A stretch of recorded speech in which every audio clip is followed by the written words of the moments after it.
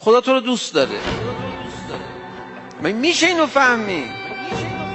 یه سری چیزا هم با قلب باید درک کرد. اصلا بعضی چیزا قابل به زبان آمدن نیستن. شما عطر گل یاس رو توضیح بده ببینم. آقا یه نفر تو جلسه ما بگه عطر گل یاس چجوریه، توضیح بده. همتون بوییدید.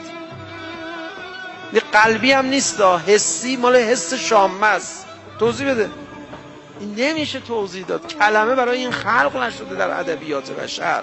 آثارشو میگن نشاط آوره. ببین بگو چیه، نمیشه گفت. اصلا اینه. نگاه کن یه عطر بیار بگو اینه. دیدی؟ یه سری چیزا هم با قلب باید درک کرد. محبت رو باید با قلب درک کرد. خدا تو رو دوست داره. من میشه اینو فهمی؟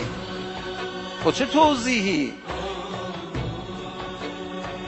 بالاترین استدلال ها رو بیار. چرا باید امام زمان پیامبر اکرم پرونده اعمال ما رو، حالا طبق آیه قرآن کسی به اهل بیت هم معتقد نباشه، طبق آیه قرآن پیامبر باید اعمال ما رو ببینه، پرونده اعمال ما رو ببینه؟ چرا هفته 2 بار لااقل باید پرونده اعمال ما به امام زمانمون عرضه بشه؟ یه کار اداری روتینه؟ سرکشی میخوام بکنن؟ چیه دلیلش چیه؟ خب بگید من توضیح بدید. بیکارن باید وقتشون پر بشه؟ میشه؟ اصلا میشه شما یه همچین چیزی تصور بکنید در ارتباط با حضرت ولی اثر الله الفدا؟ یه دونه دلیل بیشتر داره. از بس به شما علاقه داره. محبت مادر به فرزند رو باید با قلب تجربه کرد. بعضی وقتا بچه ها هستن به مامانشون میگن که تو اون خواهر منو یا برادر من دوست داری، منو دوست نداری؟ مادره با تعجب نگاه میکنه میگه این چه حرفیه، من همه شما برام عزیزی. هر موقع دلت گرفت برو مناجات کن در خونه خدا، بگو که خدایا قلب ما رو ول کردی، آشغالدونی شده قلب ما.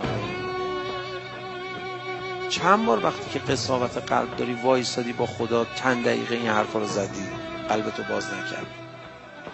چند بار؟ من حاضرم تو میلیاردها انسان بیستم بگم یه نفر تو این جمع بیاد بگه که من چند بار رفتم قلبم و خدا نوازش نمی کرد نرم بشه، قساوت داشت، اشکم نمی اومد، دوست نداشتم ذکر رو، دوست نداشتم خدا رو، دوست داشتم گناه و دوست داشتم غفلت و دوست داشتم هوس بازی رو، همون حال رفتم در خونه خدا. یه نفر تو میلیارد آدم بلند شه بگه وایسادم گفتم خدایا قلب ما دور انداخته شده، قلب ما هری به درد نمیخوره. خدا جواب نداد، خدا ناز نکرد دل تو سرتو انداختی پایین دنبال دلت رفتی. خدای این احساس بد تو دل من هست، درستش نمی کنی؟ درستش خواهش میکنم. درستش نکنی نمیام.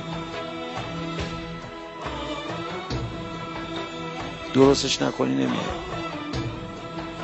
درستش نکنی آدم نمیشم. درستش نکنی گناه میکنم. خدا تو رو دوست داره. تو سرتو انداختی پایین دنبال دلت رفتی.